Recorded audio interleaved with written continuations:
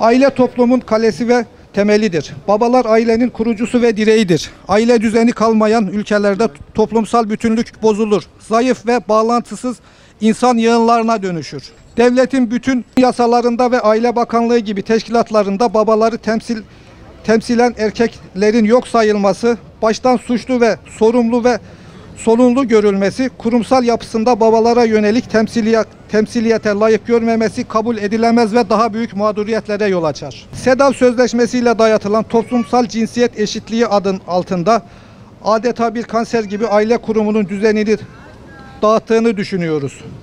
Kadınları erkek, erkekleri kadın rollerine soyunmaya, cinsler arasındaki geçişkenliğe meşruiyet kazandırmaya çalışılmıştır. Bu tür sözleşmelerin zehirli okları kanunlarımızda aile reisliğinin lağvedilmesiyle ömür boyu belirsiz ve sürekli büyüyen süresiz nafaka gibi mağdur edici yasalara yol açmıştır. Kadın ve erkeğin yaratılıştan gelen üstünlükleri, görevleri ve sorumlulukları vardır. Kadınların en ulvi vazifeleri olan anneliğin değerini ifade etmek için Hz. Muhammed Aleyhisselam'ın cennet anaların ayakları altındadır hadisini bir kez daha tekrar ediyor ve ilaveten diğer bir hadisini de burada kimselerin bilmediği ikinci bir hadisini de buradan tekrar ediyoruz.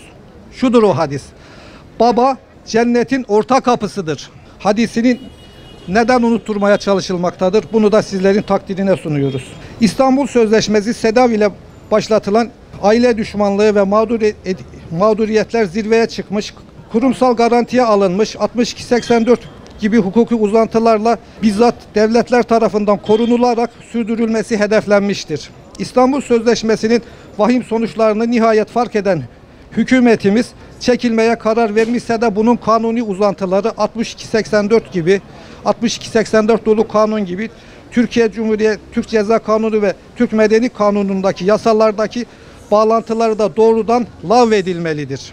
Yerli ve milli kanunlara dönülmelidir. Bu yüzden 62-84 nolu kanun, Türk Medeni Kanunu yerli milli yasalara dönüşmelidir. Hukuken bu mağduriyetler giderilmediği müddetçe Babalar Günü kutlanmasın.